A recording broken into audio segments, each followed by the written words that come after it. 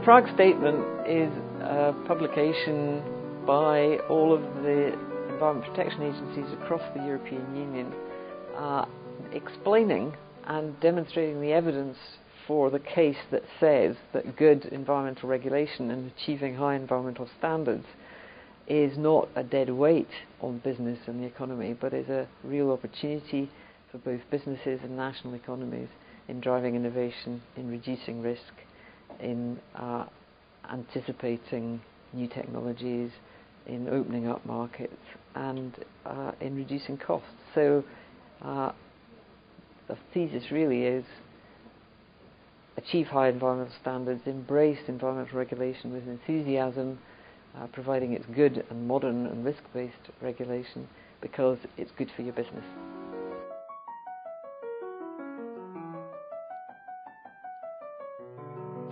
We were conscious as a group of environment protection agencies across Europe that there was quite a head of steam developing in terms of both member states and the European Commission to modernise regulation, make it more risk-based and proportionate and transparent.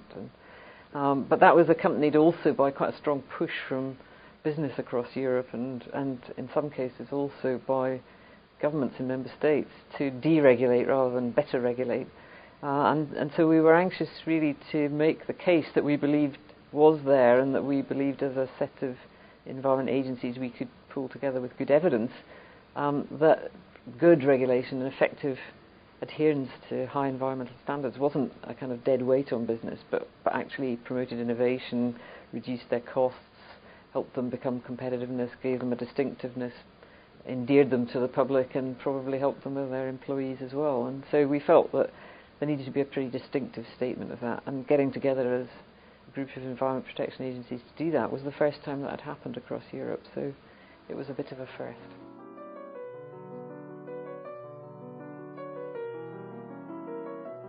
I think the principles of modern regulation that we were promoting underpinning this statement is the idea that modern regulation isn't a kind of mindless tick and check thing. It's not just telling people what the regulations are and then inspecting and enforcing. It's much more about assembling a range of different instruments around an environmental problem, ranging from information and advice through regulation, through economic instruments, voluntary initiatives and codes of practice, a whole variety of different ways of working with business, with whichever are going to be the most effective tools to tackle a particular issue, and particularly allowing business flexibility to make decisions about how it complies with regulation within its own business cycle, within its own investment cycle, so that we can get the most efficient way of getting implementation and compliance. And that, I think, is the kind of approach to modern regulation that underpins this. The sorts of benefits it brings to business, I think, are very much about, in some cases, just straightforward cost reduction, in some cases, driving innovation so that they can find technological solutions to environmental problems. Sometimes it's just about simple things like having a good management process. I mean, the organisations, companies that are good at managing their environmental impacts are good at managing their businesses generally. And we've done some associated work that demonstrates that investability is quite strongly related to a business's effectiveness in managing a whole variety of its processes, not the least its environmental impact. So there were a whole load of different pieces of work that underpinned this, but it seemed to us to tell a story, and it was a story that wasn't getting told often enough out there, a story that wasn't getting told often enough with those businesses who still hadn't had the light turned on, and it certainly was a story that was getting mistold by some of the business representative bodies in Europe, and it was a story that we got the feeling that some governments and particularly some finance ministers hadn't quite got so far. So there was a story for us to tell, and we wanted to tell it.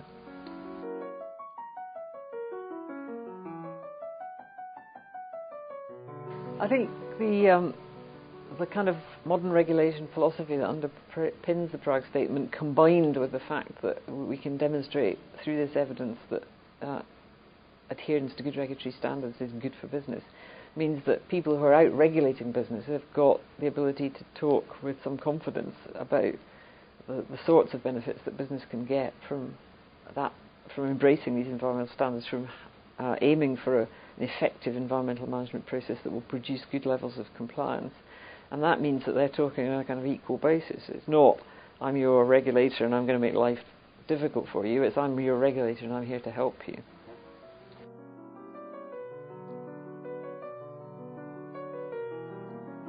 I certainly think some of the big multinationals are very clear about this. They understand just exactly what the Prague Statement is all about, and they've been embracing it with some vim for some time.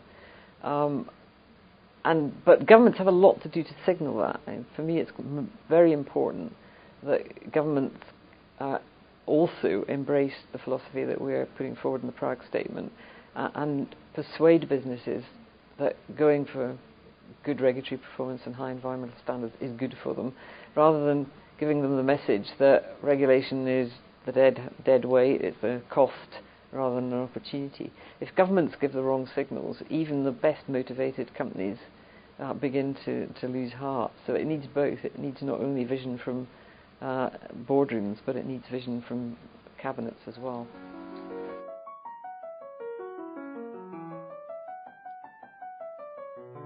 I'm sure this is a relevant message for developing countries as well, because we've got to make sure, working with the emerging economies, that they benefit from the mistakes we made.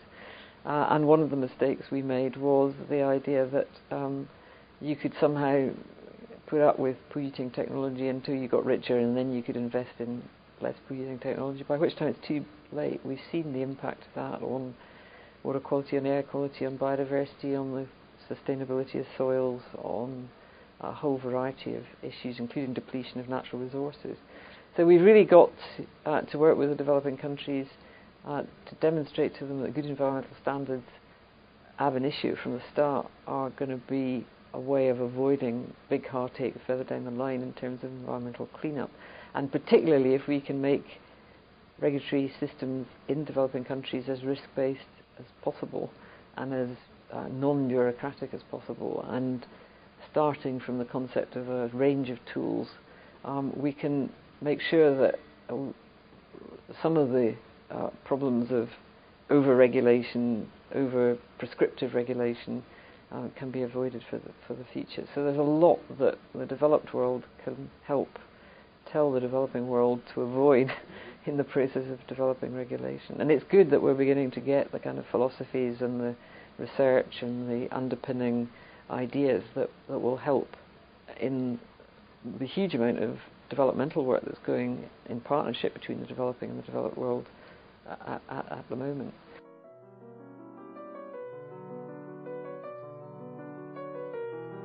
If you talk through the principles of the Prague Statement with the man in the street, they would recognise them no problem at all. The man in the street knows about this stuff. The blockage at the moment is industry groups, government, and those businesses who've not really had the opportunity to think it through. And it's these groups we've got to convince that there is a real case here, and that environmental regulation is a good thing for them. The public are pretty pleased about the idea that environmental regulation is there to protect them, and don't believe that this is a dead weight on business.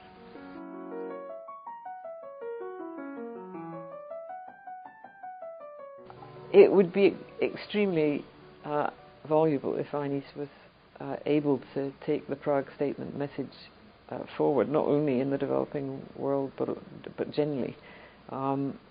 We think that there is a real fundamental issue there that says high environmental standards and good environmental regulation go hand in hand with economic development and growth, and you can't do one without the other.